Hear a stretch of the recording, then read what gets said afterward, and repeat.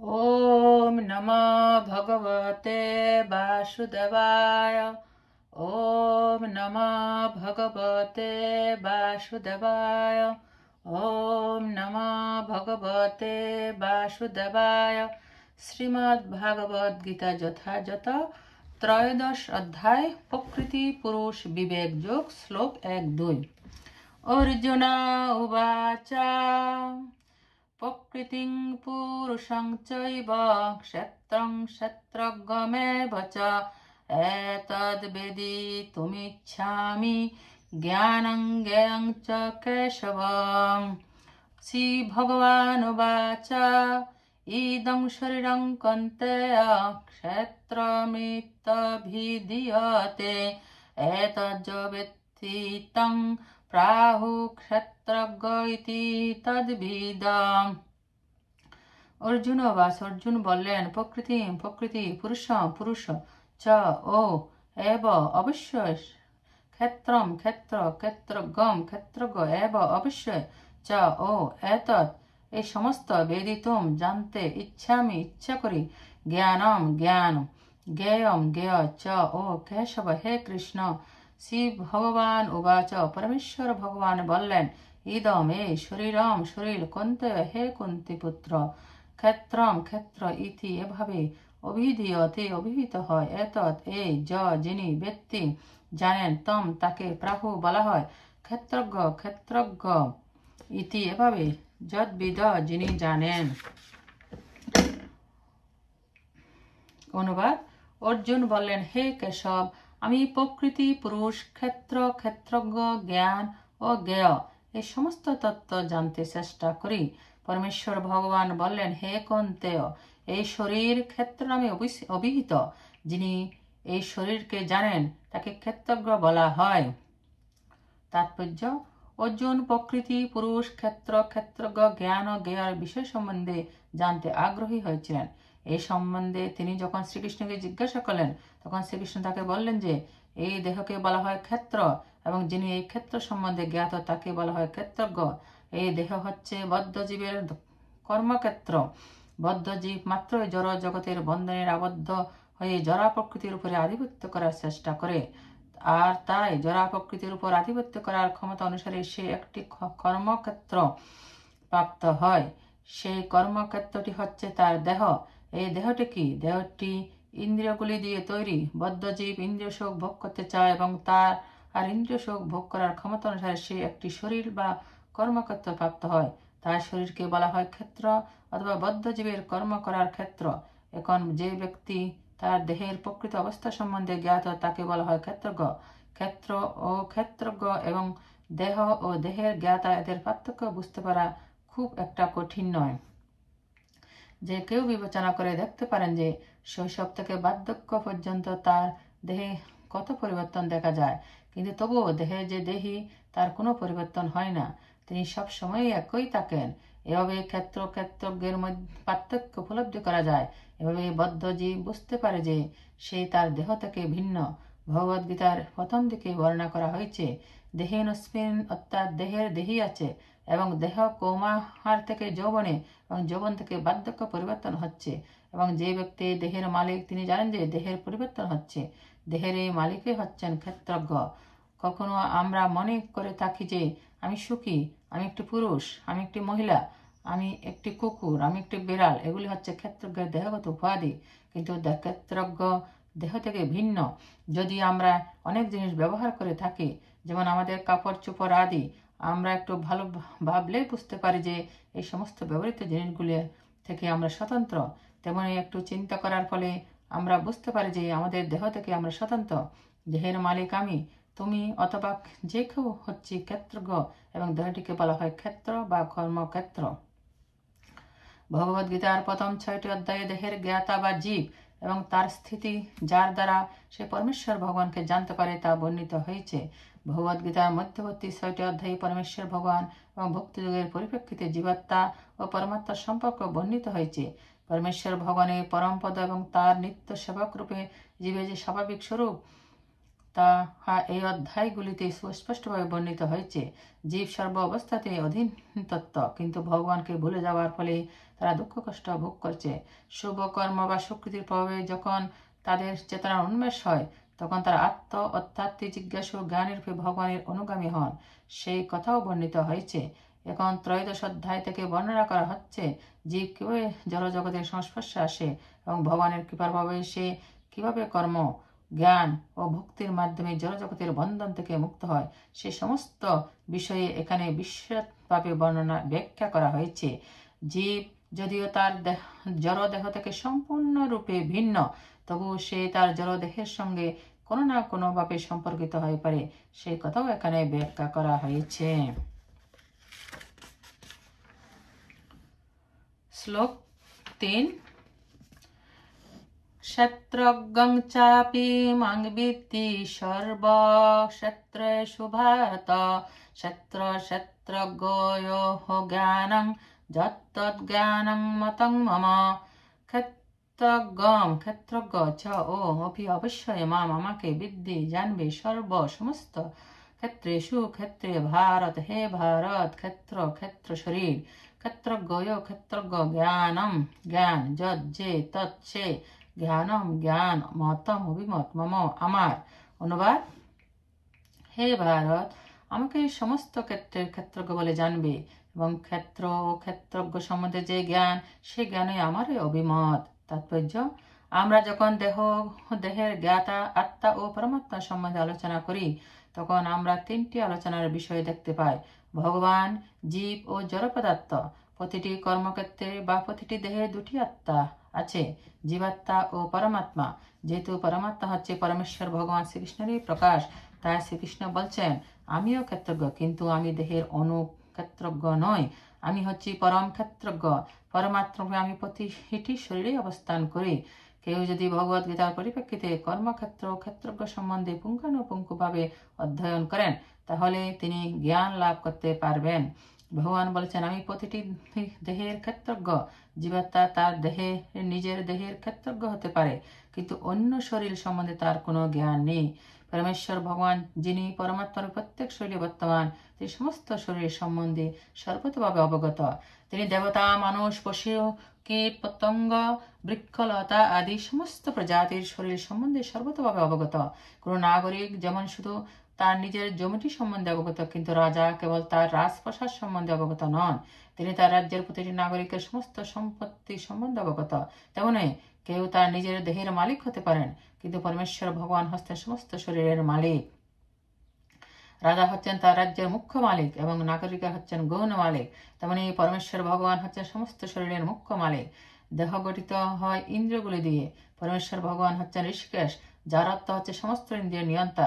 রাজা যেমন রাজ্যের সমস্ত কার্যকলাপের মুখ্য নিয়ন্তা এবং তার প্রজারা হচ্ছে গৌণ নিয়ন্তা, তেমনি পরমেশ্বর ভগবান হচ্ছে সমস্ত ইন্দ্রিয় প্রধান নিয়ন্তা। ভগবান বলেছেন, আমিও ক্ষেত্রজ্ঞ। এর অর্থ হচ্ছে যে তিনি হচ্ছেন পরম ক্ষেত্রজ্ঞ। জীবাত্মা কেবল তার নিজের শরীরটির ক্ষেত্রজ্ঞ। বৈদিক শাস্ত্রে বলা হয়েছে, ক্ষেত্রাণি হি শরীরাণি বীজং চাপি শুভাশুভে তানি ব্যক্তি সযোগাত্মা ততো ক্ষেত্রজ্ঞ উচ্যতে। এই দেহকে বলা হয় ক্ষেত্র এবং এই দেহের মধ্যে বাস করেন দেহের মালিক এই পরমেশ্বর ভগবান। এই দেহ ও দেহের মালিক উভয়কে জানেন, তাই তাকে সর্বক্ষেত্রের ক্ষেত্রজ্ঞ বলা হয়। এভাবে কর্মক্ষেত্র, ক্ষেত্রজ্ঞ ও পরম ক্ষেত্রজ্ঞের মধ্যে পার্থক্য নিরূপণ করা হয়েছে।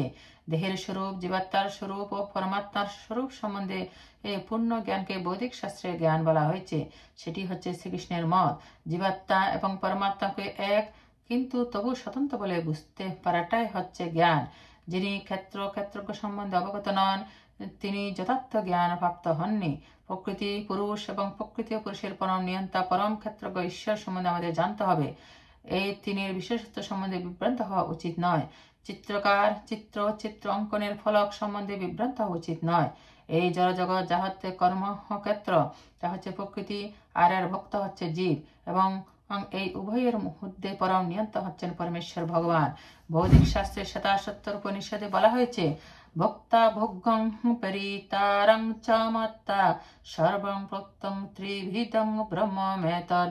ব্রহ্মকে তিনভাবে উপলব্ধি করা যায়: কর্মক্ষেত্র রূপে প্রকৃতি হচ্ছে ব্রহ্ম, জীব ব্রহ্ম, এবং সে জড়া প্রকৃতিকে নিয়ন্ত্রণ করবার আর চেষ্টা করছে, এবং এই উভয়েরই নিয়ন্তা হচ্ছেন ব্রহ্ম, কিন্তু তিনি হচ্ছেন প্রকৃত নিয়ন্তা। এই অধ্যায়ে বিশদভাবে ব্যাখ্যা করা হবে যে এই দুই ক্ষেত্রজ্ঞের মধ্যে একজন হচ্ছেন ভ্রান্ত এবং অপরজন হচ্ছেন অভ্রান্ত, একজন ঊর্ধ্বতন অপরজন অধস্তন। যারা মনে করেন যে এই উভয় ক্ষেত্রই এক এবং অভিন্ন, তারা পরমেশ্বর ভগবানের বিরুদ্ধে আচরণ করে। এখানে তিনি অতি স্পষ্টভাবে বলেছেন, আমি ক্ষেত্রজ্ঞ। রজ্জুকে যার সর্পভ্রম হয়, যা তার যথার্থ জ্ঞান নেই, ভিন্ন ভিন্ন শরীর আছে এবং সেই সমস্ত শরীরে ভিন্ন ভিন্ন শরীরই বা মালিক আছেন। যেহেতু প্রতিটি স্বতন্ত্র আত্মার এই জড়জগতের উপর আধিপত্য করার ব্যক্তিগত ক্ষমতা আছে, তাই তাদের ভিন্ন ভিন্ন শরীর আছে, কিন্তু পরম নিয়ন্ত্রণে পরমেশ্বর ভগবানও এই সমস্ত শরীরে বর্তমান। চ শব্দটি তাৎপর্যপূর্ণ, কেননা তার মাধ্যমে সমস্ত শরীরকে উল্লেখ করা হয়েছে। সেটি হচ্ছে শিল বলদেব বিদ্যাভূষণের অভিমত। প্রতিটি শরীরে আত্মা ছাড়াও পরমাত্মা শ্রীকৃষ্ণ রয়েছেন। শ্রীকৃষ্ণ এখানে স্পষ্টভাবে বলেছেন যে কর্মক্ষেত্র তার সীমিত ভোক্তা উভয়ে নিয়ন্তা হচ্ছেন পরমাত্মা। শ্লোক 4। তৎক্ষেত্রং যচ্ছ যাদৃক চ যদ্বিকারী যতচ্চ যৎ স চ যো যৎ প্রভাবচ্চ তৎসমাসেন মে শ্রেণু। তৎ সে ক্ষেত্রম ক্ষেত্র, যৎ যা চ ও যাদৃক যেরকম, চ ও যৎ যেরো বিকারী বিকার, যত যার থেকে, চ ও যৎ যা, স তিনি, চ ও য যিনি, য যেরো প্রভাব প্রভাব, চ ও তৎ সে সমাসেন সংক্ষেপে মে আমার থেকে শ্রেণু শ্রবণ কর। অনুবাদ, সেই ক্ষেত্র কি, তার কি প্রকার, তার বিকার কি, তা কার থেকে উৎপন্ন হয়েছে, সেই ক্ষেত্রজ্ঞের স্বরূপ কি এবং তার প্রভাব কি, সেই সব সংক্ষেপে আমার কাছে শ্রবণ কর। তাৎপর্য, ভগবান শ্রীকৃষ্ণ এখানে ক্ষেত্র ও ক্ষেত্রজ্ঞের স্বরূপ বর্ণনা করেছেন। এই শরীর কিভাবে সংগঠিত হয়েছে, তার গঠনের উপাদানগুলো কি, কার নিয়ন্ত্রণাধীনে এই শরীর কাজ করে চলছে, কিভাবে তার পরিবর্তন হচ্ছে, কোথা থেকে এই পরিবর্তনগুলো আসছে, তার কারণ কি, তার উদ্দেশ্য কি, প্রতিটি স্বতন্ত্র আত্মার পরম লক্ষ্য কি এবং স্বতন্ত্র আত্মার প্রকৃত রূপ কি, সে সম্বন্ধে জানতে হবে। জীবাত্মা ও পরমাত্মার পার্থক্য, তাদের বিভিন্ন প্রভাব এবং তাদের শক্তি আদি সম্বন্ধে জানতে হবে। পরমেশ্বর ভগবানের বর্ণনানুসারে সরাসরিভাবে এই ভগবদ্গীতা উপলব্ধি করতে হবে, তখন সমস্ত প্রশ্নের উত্তর হৃদয়ঙ্গম করা সম্ভব হবে। কিন্তু আমাদের সতর্ক করতে হবে, সকলের দেহে অবস্থিত পরমেশ্বর ভগবানকে জীবাত্মার সঙ্গে এক বলে মনে যেন না করি। এটি অনেকটা শক্তিমান ও শক্তিহীনকে সমান বলে মনে করারই সামিল। শ্লোক 5। ঋষিভিः বহুধা গীतं ছন্দোভিবিধৈः পৃথক ব্রহ্মসূত্রপদে চৈব হেতুমদ্বিনিশ্চিতে। ঋষিগণ কর্তৃক বহুধা বহু প্রকারে গীতম বর্ণিত হয়েছে।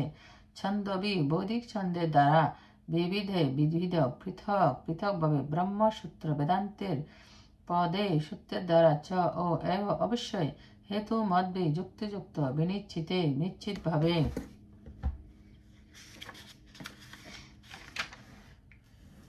অনুবাদ, এই ক্ষেত্র ও ক্ষেত্রজ্ঞের জ্ঞান ঋষিগণ কর্তৃক বিবিধ বেদবাক্যের দ্বারা পৃথক পৃথকভাবে বর্ণিত হয়েছে। বেদান্ত সূত্রে তা বিশেষভাবে যুক্তিযুক্ত সিদ্ধান্ত সহকারে বর্ণিত হয়েছে। তাৎপর্য, এই তত্ত্বজ্ঞান বিশ্লেষণ করার ব্যাপারে পরমেশ্বর ভগবান শ্রীকৃষ্ণ হচ্ছেন সর্বশ্রেষ্ঠ শিক্ষক। তবুও চিরাচরিত প্রথা অনুসারে পণ্ডিত ও আচার্যরা সর্বদাই পূর্বতন আচার্যদের নজির দিয়ে থাকেন। আত্মা ও পরমাত্মা সম্পর্কে অত্যন্ত বিতর্কমূলক দ্বৈতবাদ ও অদ্বৈতবাদ ব্যাখ্যা করতে গিয়ে ভগবান শ্রীকৃষ্ণ সবচেয়ে নির্ভরযোগ্য প্রামাণ্য গ্রন্থ বেদান্ত শাস্ত্রের উল্লেখ করেছেন। প্রথমে তিনি বিভিন্ন ঋষিদের মতের উল্লেখ করেছেন। সমস্ত ঋষিদের মধ্যে বেদান্ত সূত্রের প্রণেতা ব্যাসদেব হচ্ছেন মহর্ষি এবং বেদান্ত সূত্রে দ্বৈতবাদকে পূর্ণরূপে ব্যাখ্যা করা হয়েছে। ব্যাসদেবের পিতা পরাশর মুনিও ছিলেন একজন মহর্ষি এবং তার প্রণীত ধর্মশাস্ত্রে তিনি লিখেছেন, অহং তং চ তথান্য আমরা, আপনি, আমি এবং অন্য সমস্ত জীব জড়দেহে থাকলেও জড়াতীত। কারণ আমরা আমাদের বিভিন্ন কর্ম অনুসারে জড়জগতের 3টি গুণের মধ্যে পতিত হয়েছি। তার ফলে কেউ উচ্চ স্তরে আছে, আবার কেউ নিম্ন স্তরে। অজ্ঞানতার ফলে উচ্চ ও নিম্ন প্রকৃতি বিদ্যমান হয় এবং অগণিত জীবের মধ্যে তা প্রকাশিত হচ্ছে। কিন্তু পরমাত্মা যিনি অচ্যুত, তিনি কখনোই 3 গুণের দ্বারা কলুষিত হন না এবং তিনি হচ্ছেন গুণাতীত। তেমনই আদি বেদে, বিশেষ করে কণ্ঠোপনিষদে আত্মা পরমাত্মা দেহের পার্থক্য নিরূপণ করা হয়েছে। বহু মুনি ঋষি এর ব্যাখ্যা করেছেন এবং পরাশর মুনিকে তাদের মধ্যে প্রধান বলে গণ্য করা হয়ে থাকে। ছন্দবি শব্দটির দ্বারা বিভিন্ন বৈদিক শাস্ত্রাদিকে উল্লেখ করা হয়েছে, যেমন যজুর্বেদে এর একটি শাখা তত্ত্বরীয় উপনিষদে প্রকৃতি, জীবসত্তা ও পরম পুরুষোত্তম ভগবানের বর্ণনা দেওয়া হয়েছে। আগেই বলা হয়েছে, ক্ষেত্র বলতে বোঝায় কর্মের ক্ষেত্র, এবং এই 2 ধরনের ক্ষেত্র আছেন স্বতন্ত্র জীবাত্মা ও পরমাত্মা। তত্ত্বরীয় উপনিষদে বলা হয়েছে, ব্রহ্মপুচ্ছং প্রতিষ্ঠা পরমেশ্বর ভগবানের অন্নময় নামে একটি শক্তির প্রকাশ হয়, যার ফলে জীব তার জীবন ধারণের জন্য অন্যের উপর নির্ভর করে। এটি পরমেশ্বর সম্বন্ধে একটি জড় উপলব্ধি। তারপর প্রাণময়, অর্থাৎ অন্যের মধ্যে পরমেশ্বরকে উপলব্ধি করার পর প্রাণের লক্ষণের মধ্যে তাকে উপলব্ধি করা। প্রাণময় লক্ষণের অতীত জ্ঞানময় উপলব্ধি, চিন্তা, অনুভূতি ও ইচ্ছা পর্যন্ত বিস্তৃত হয়। তারপর ব্রহ্ম উপলব্ধিকে বলা হয় বিজ্ঞানময়, যার ফলে জীবের মন ও প্রাণের লক্ষণগুলি থেকে জীবকে স্বতন্ত্র বলে উপলব্ধি করা যায়। তারপরে পরম স্তর হচ্ছে আনন্দময়, অর্থাৎ সর্ব আনন্দময় প্রকৃতির উপলব্ধি। ব্রহ্ম উপলব্ধির এই 5টি স্তর আছে, যাকে বলা হয় ব্রহ্মপুচ্ছম। এর মধ্যে প্রথম 3টি অন্নময়, প্রাণময় ও জ্ঞানময়, জীবের কর্মক্ষেত্রের সঙ্গে সংশ্লিষ্ট। এই সমস্ত কর্মক্ষেত্রের ঊর্ধ্বে হচ্ছেন পরমেশ্বর ভগবান, যাকে বলা হয় আনন্দময়। বেদান্ত সূত্র পরমেশ্বর ভগবানকে বলা হয়েছে আনন্দময় ভাষা। পরমেশ্বর ভগবান স্বভাবতই আনন্দময়। তার সেই দিব্য আনন্দ উপভোগ করার জন্য তিনি নিজে বিজ্ঞানময়, প্রাণময়, জ্ঞানময় ও অন্নময় রূপে প্রকাশিত হন। কর্ম করার এই ক্ষেত্রে জীবকে ভোক্তা বলে মনে করা হয় এবং আনন্দময় তার থেকে ভিন্ন। অর্থাৎ জীব যদি আনন্দময়ের সেবায় ব্রতী হয়ে তার সঙ্গে যুক্ত হয়ে আনন্দ লাভে প্রয়াসী হয়, তাহলে তার অস্তিত্ব সার্থক হয়। পরম ক্ষেত্রজ্ঞরূপে জীবের অধস্তন ক্ষেত্রজ্ঞরূপে এবং কর্মক্ষেত্রের প্রকৃতিরূপে পরমেশ্বর ভগবানের এ হচ্ছে প্রকৃত আলক্ষ্য। এই তত্ত্ব হৃদয়ঙ্গম করার জন্য বেদান্ত সূত্র কিংবা ব্রহ্মসূত্রের অভ্যন্তরে প্রবেশ করতে হয়। এখানে উল্লেখ করা হয়েছে যে ব্রহ্মসূত্রে অনুশাসনগুলি কার্যকারণ অনুসারে অতি সুচারুভাবে যা সাজানো আছে। কতগুলো সূত্র হচ্ছে ন বৃহৎ অশ্রুতে, নাতনা শ্রুতে এবং পরার্থ ও তশ্রুতে। প্রথম সূত্রটিতে কর্মক্ষেত্রের কথা বলা হয়েছে, দ্বিতীয় জীবসত্তার কথা বলা হয়েছে এবং তৃতীয়টিতে বিবিধ সত্তার সকল প্রকার অভিপ্রকাশের আশ্রয় পরমেশ্বর ভগবানের কথা উল্লেখ করা হয়েছে। শ্লোক 6-7। মোহাভূতান্যহংকার বুদ্ধিরব্যক্তমেব চ ইন্দ্রিয়াণি দশেকং চ পঞ্চচেন্দ্রিয় গোচরা। মহাভূতানি